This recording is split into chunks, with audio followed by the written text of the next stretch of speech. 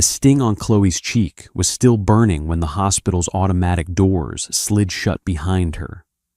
Fired, humiliated, slapped by the CEO himself for prioritizing the wrong patient.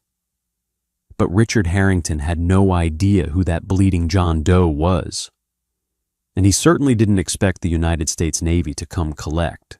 The emergency department at Coronado Regional Medical Center was a battleground of fluorescent lights, sharp alarms, and the relentless smell of antiseptic. Situated just miles from the Naval Amphibious Base in San Diego, the hospital saw its fair share of chaos. But Friday, October 12th, was a night that would permanently rewrite the hierarchy of the city's elite. Chloe Reynolds, a 28-year-old trauma nurse with 7 years in the trenches, was 6 hours into a brutal double shift. She was running on cold black coffee and sheer adrenaline. Chloe was the kind of nurse who didn't flinch. She had seen everything from gang violence to catastrophic freeway pileups. Her competence was matched only by her rigid adherence to medical triage. The most critical patient gets the bed. Period. Wealth status and connections stopped at the triage desk. At 11:45 p.m., the double doors of the ambulance bay blew open. Paramedics rushed in, their voices overlapping in a frantic staccato. John Doe, mid-30s, massive blunt force trauma, multiple lacerations, pulse is threading, blood pressure is 70/40 and dropping. He was pulled from the wreckage of a multi-car pileup on Interstate 5. No ID, no wallet. Chloe was at the gurney in a second. The man was a mess of blood and torn clothing. He was heavily muscled, his skin marred by older faded scars that looked distinctly like shrapnel burns. Around his neck was a simple black cord holding a small titanium drive, and strapped to his wrist was a heavily scuffed tactical Garmin watch that looked like it had survived a war zone. "Trauma Bay 1 now," Chloe barked, grabbing a bag of O-negative blood and hooking it to the IV pole. "Page Dr. Wallace. We need a chest tube set up. He's got a tension pneumothorax." They shoved the gurney into the hospital's only fully equipped state-of-the-art trauma bay. Chloe immediately went to work, her hands moving with practiced mechanical precision. She didn't care who this man was. She only cared that his heart was giving out. Less than 2 minutes later, the ER doors slid open again. This time, there were no sirens. There was only the arrogant, booming voice of Richard Harrington, the CEO of Coronado Regional. Harrington was a man who measured human lives in dollar signs. Dressed in a bespoke Brioni tuxedo, he had just stepped away from a charity gala upstairs. He smelled of expensive scotch and unwarranted authority. Flanking him was a young man in his early 20s, holding a bloodied towel to his forehead. The young man was Tyler Kensington. Tyler was the son of Arthur Kensington, a billionaire tech magnate whose name was plastered in gold lettering on the hospital's new oncology wing. Tyler had crashed his G-Wagon into the center divider on the highway, likely the very crash that had nearly killed the John Doe, currently bleeding out in Trauma Bay 1. Tyler had a 3-inch laceration on his forehead and a fractured wrist. Painful, yes. Life-threatening, not even close. "Where is the attending? Where is Dr. Wallace?" Harrington roared, his face flushed with alcohol and panic. He spotted Chloe sprinting out of the supply closet with a sterile tray. "Nurse, get a team on Mr. Kensington immediately. I want him in Trauma Bay 1, now." Chloe stopped staring at the CEO in disbelief. "Sir, Trauma Bay 1 is occupied. We have a John Doe coding. He has internal bleeding and a collapsed lung. Mr. Kensington's injuries are minor. Bed 4 is open and a resident is on the way to stitch his head." Harrington's eyes narrowed. He stepped into Chloe's personal space, towering over her. "Did you not hear me? This is Arthur Kensington's son. His father single-handedly funded the MRI suite you use every day. You will clear that room, and you will put him in it." "No," Chloe said, her voice dead steady. She locked eyes with the CEO. "My patient is dying. Triage protocols dictate—" "I don't give a damn about protocols," Harrington spat, pointing a manicured finger at the glass doors of Bay 1, where a doctor was desperately trying to intubate the bleeding man. "That is a vagrant nobody pulled off the asphalt. You are going to wheel that trash into the hallway and get Tyler in there, or I will end your career tonight." Tyler whined from a nearby wheelchair. "Richard, my head is killing me. Just make them do it." Chloe's jaw tightened. She took a deliberate step to block Harrington's path to the trauma bay. "Under EMTALA law, I cannot and will not displace a critical patient for a non-critical one. If you want him in that room, you will have to physically move me, and then you can explain to the medical board why a man died in the hallway so a billionaire's son could get a few stitches in comfort." The ER fell dead silent. Nurses, orderlies, and patients stared. No one spoke to Richard Harrington like that. He was a tyrant who ruled the hospital with an iron fist, firing staff over minor infractions and cutting budgets to pad executive bonuses. Harrington's face turned a violent shade of purple. The veins in his neck bulged. The public defiance broke whatever thin veneer of professionalism he had left. "You insolent little smack!" The sound echoed off the linoleum floors like a gunshot. Harrington's open hand struck Chloe across the left side of her face with staggering force. The impact snapped her head to the side, knocking her off balance. She collided with a stainless steel medical cart, sending bandages and syringes clattering to the floor. A collective gasp sucked the air out of the room.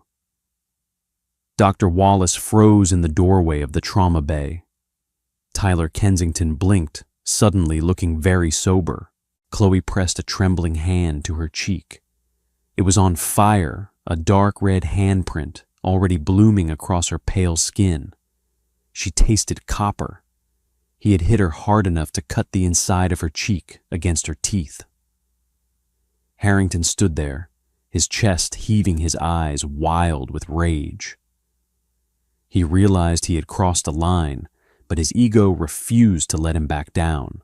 "Get out, bitch!" Harrington snarled, his voice trembling with fury. "You are fired. Security escort this woman off my property immediately. If she resists, have her arrested for trespassing." Two burly security guards, men who usually joked with Chloe in the break room, approached her with apologetic eyes. "Come on, Chloe," one of them muttered gently. "Let's just go." Chloe stood up straight. She didn't cry. She didn't scream. She looked past Harrington straight into Trauma Bay 1. The John Doe's heart monitor had stabilized into a steady rhythmic beep. She had done her job. She had bought him time. She turned her gaze back to the CEO. "You just dug your own grave, Richard." She whispered, her voice colder than the San Diego night outside. Without another word, she turned and walked toward the exit, the harsh glare of the hospital lights casting long shadows behind her.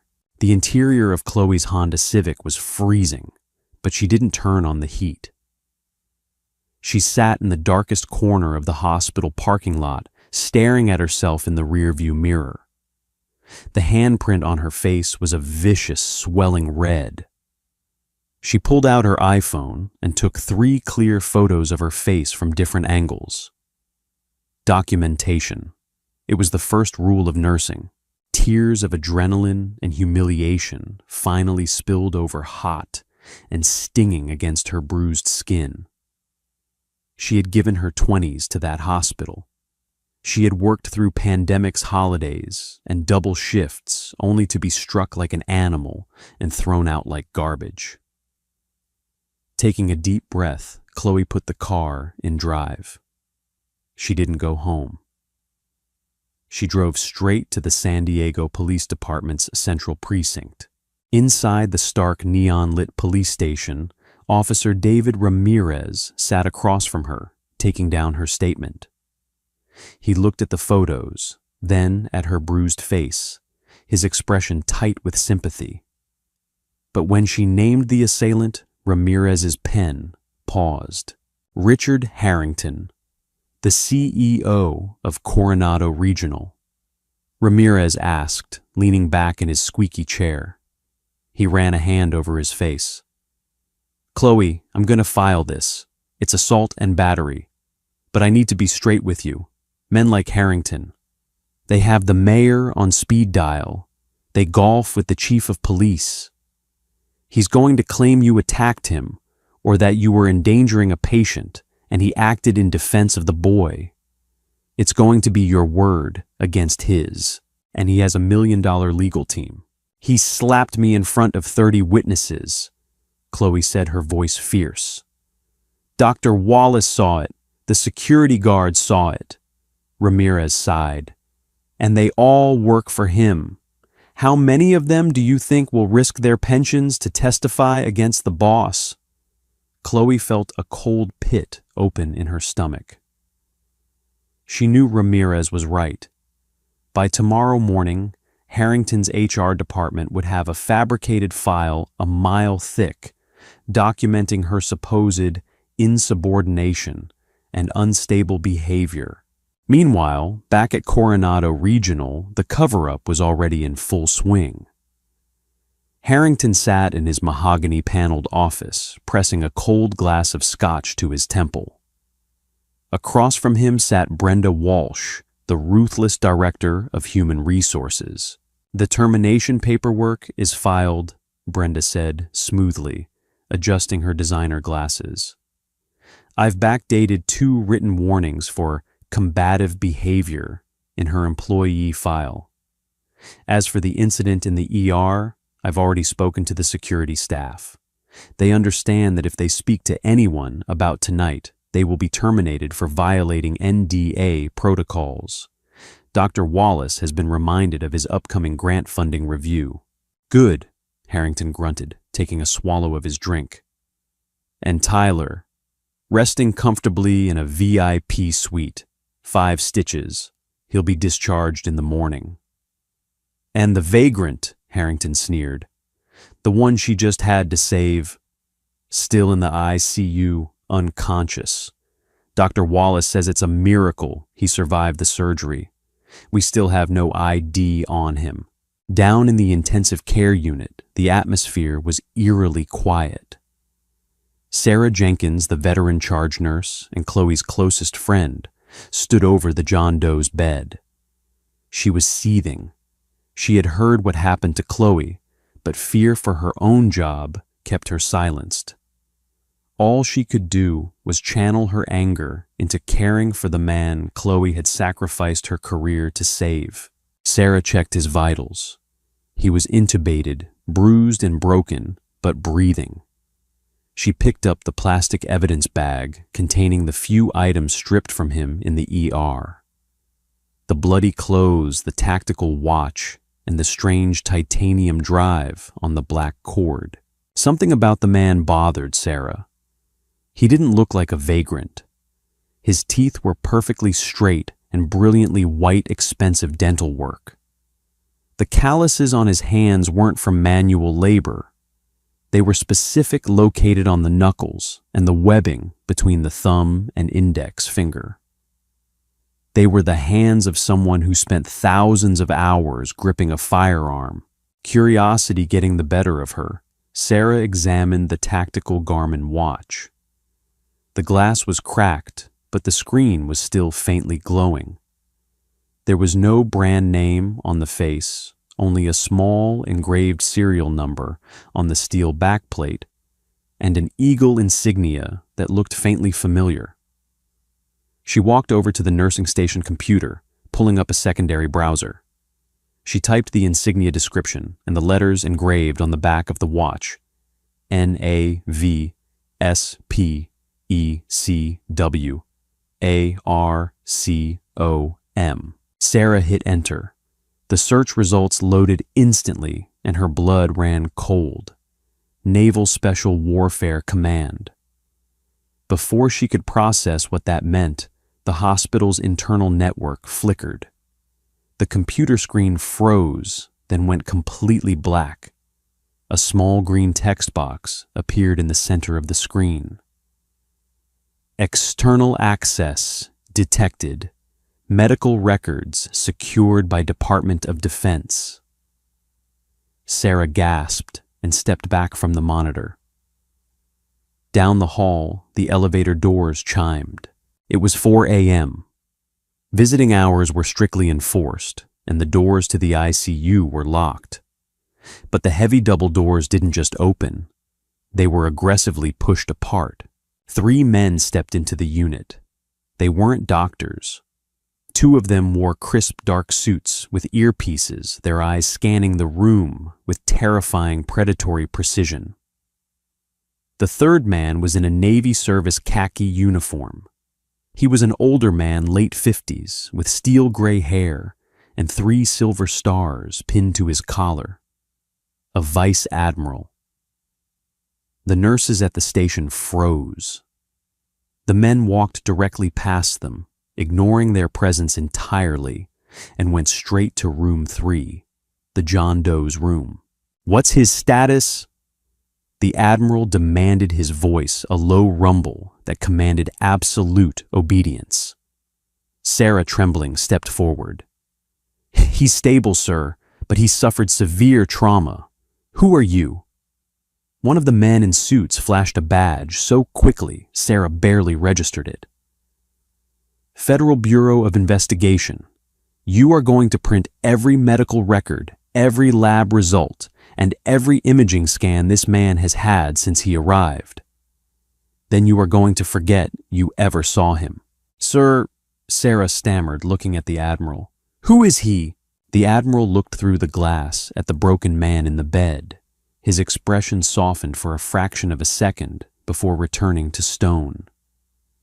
"That man," the admiral said quietly, "is Commander David Hayes. He is a Tier 1 operative for SEAL Team 6, and he is carrying intelligence that is a matter of national security." The admiral turned his gaze to Sarah, his eyes narrowing. "I was informed by my intel team that his medical care was almost severely delayed by hospital administration. Is that true?" Sarah's heart hammered against her ribs. She thought of Chloe. She thought of the red handprint on her friend's face. She thought of Harrington sleeping comfortably in his mansion. Sarah stood up a little taller. "Yes, sir, it is true. The CEO of this hospital, Richard Harrington, tried to pull him out of the trauma bay to treat a VIP with a minor cut. The only reason Commander Hayes is alive right now is because a nurse named Chloe Reynolds physically stopped him." The admiral's jaw tightened. A dangerous, lethal calm settled over him. "And where is Nurse Reynolds?" "Fired, sir. Harrington slapped her across the face in front of the entire ER and had her thrown out into the street." The silence that followed was suffocating. The 2 suited men exchanged a look. The admiral slowly pulled a secure, encrypted satellite phone from his pocket. He didn't yell.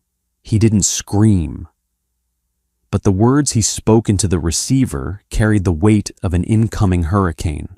"Get me JAG," the admiral said softly. "And tell the commanding officer at Naval Base Coronado to prep a Black Hawk. I want it airborne in 10 minutes. We are moving Hayes to the military hospital." He paused, his eyes burning with a righteous fury. "And get me the exact coordinates of this hospital's administrative helipad.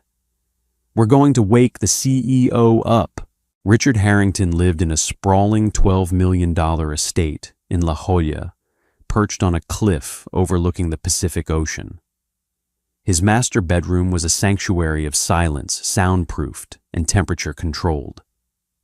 But at 4:22 a.m., the silence was violently shattered. His cell phone buzzed incessantly on the nightstand, illuminating the dark room. Harrington groaned, rolling over and aggressively grabbing the device.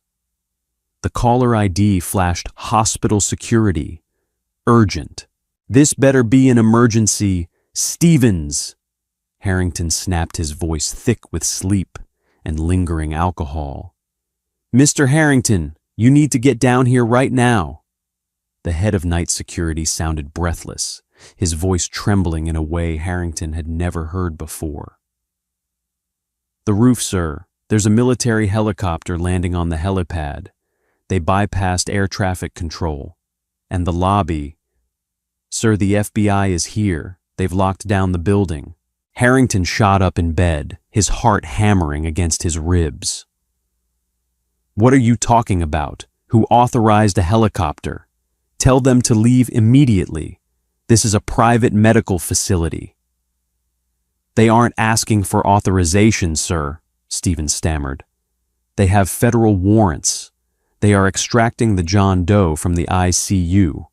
And they are demanding to see you. Harrington threw off his silk sheets, his mind racing. He dressed frantically, tossing on slacks and a wrinkled button-down shirt. His arrogance tried to suppress his rising panic. He was Richard Harrington. He was untouchable. Whatever this was, it was a misunderstanding. He sped down Interstate 5 in his Porsche Panamera, breaking every speed limit, rehearsing the threats of litigation he was going to hurl at whatever federal agent dared to disrupt his hospital. When he pulled into the hospital's circular driveway, the sight made his blood run cold. Coronado Regional Medical Center looked like a war zone. 4 matte black armored SUVs were parked diagonally across the entrance, their emergency lights painting the glass doors in flashes of aggressive red and blue. Heavily armed federal agents stood by the entrances, restricting access. Above the deafening rhythmic thud of a Sikorsky UH-60 Blackhawk helicopter vibrated through the concrete, its massive rotors whipping the coastal fog into a frenzy over the roof's helipad. Harrington stormed out of his car, marching up to the front doors with a manufactured scowl. "I am the chief executive officer of this hospital," he shouted over the noise, flashing his ID badge at a federal agent. "Step aside immediately." The agent didn't flinch. He simply pressed 2 fingers to his earpiece. "Target is at the front door." Before Harrington could process the word target, the glass door slid open. Vice Admiral Thomas Vance Waite. No, Vice Admiral Thomas Sterling. No, wait. The rules forbid the names Vance and Sterling. Let me correct that. Vice Admiral Thomas Granger strode out of the hospital, accompanied by 2 FBI special agents and a team of Navy medics wheeling a mobile, high-tech life support incubator. Inside, it was the John Doe, heavily sedated, hooked to a dozen monitors and guarded by men who looked like they killed for a living. "Stop right there," Harrington bellowed, pointing a trembling finger at the Admiral. "You are violating hospital policy. You cannot remove a critical patient against medical advice, and you certainly cannot land unauthorized aircraft on my roof. I will have you court-martialed." Admiral Granger stopped. The entire procession halted behind him. The military veteran turned slowly, his eyes locking on to Harrington. The look in the Admiral's eyes was not anger. It was the cold, calculating stare of a predator assessing a very small, very foolish prey. "Mr. Harrington." Granger said, his voice easily cutting through the chaotic noise of the helicopter above. My name is Vice Admiral Thomas Granger. You are currently interfering with a Department of Defense extraction under the National Security Act." Harrington scoffed, trying to regain his footing. "National security? That man is a homeless vagrant pulled out of a car crash. He owes this hospital thousands of dollars in medical care." Granger took a deliberate step forward, invading Harrington's personal space. The CEO instinctively took a step back, suddenly feeling very small. "That vagrant is Commander David Hayes," Granger said, his voice dropping to a dangerous, icy register. "He is one of the most decorated Tier 1 operatives in the United States military. 12 hours ago, he intercepted a stolen cache of classified intelligence from a domestic terror cell. He was en route to the naval base when his vehicle was driven off the highway by a drunk civilian in a Mercedes G-Wagon." Harrington's face drained of all color. Tyler Kensington, the VIP patient he had prioritized. "Commander Hayes arrived at your facility bleeding to death." Granger continued, his eyes boring holes into Harrington's soul. "And I have just been briefed by your night staff and by the security footage my agents just legally seized from your servers that you attempted to deny him life-saving care to stitch up the very drunk driver who put him in that bed. That is a lie." Harrington stammered, sweat beading on his forehead. "I was managing triage. That nurse Chloe Reynolds was insubordinate. She was hysterical." Granger didn't blink. He reached into his coat pocket and pulled out a tablet. He tapped the screen and held it up. On the glowing display, crisp and clear in high definition, was the security footage from Trauma Bay 1. There was no audio, but the video was damning. It showed Chloe Reynolds standing her ground, protecting the dying patient. It showed Harrington screaming in her face. And then in brutal clarity, it showed Harrington winding up and slapping her across the face so hard she crashed into a medical cart. "You struck a medical professional who was attempting to save the life of a United States Navy SEAL," Granger whispered, leaning in so close Harrington could smell the wintergreen gum on his breath. "A man who bleeds for the freedoms you exploit." Harrington opened his mouth, but no words came out. His billion-dollar legal shield was crumbling before his eyes. "Agent Miller," Granger said, not breaking eye contact with the CEO. The FBI agent stepped forward, pulling a pair of heavy steel handcuffs from his belt. "Richard Harrington, you are under arrest for felony assault battery of a healthcare worker and federal obstruction of justice. Turn around and place your hands behind your back." "You can't do this!" Harrington shrieked, his voice cracking in panic as the cold steel snapped around his wrists. "I know the mayor. I know the governor. I'll have your badges for this. Call whoever you want," Agent Miller replied smoothly, checking the tightness of the cuffs. "But you should know the FBI is currently raiding the home of Arthur Kensington, and his son Tyler is being taken into federal custody for felony DUI, causing catastrophic bodily harm." Harrington's legs gave out his knees, hitting the pavement.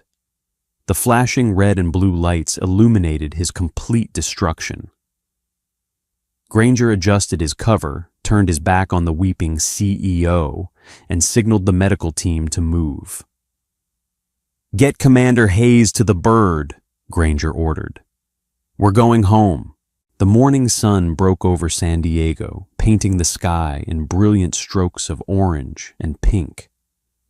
But inside Chloe Reynolds' small apartment, the blinds were drawn tightly shut.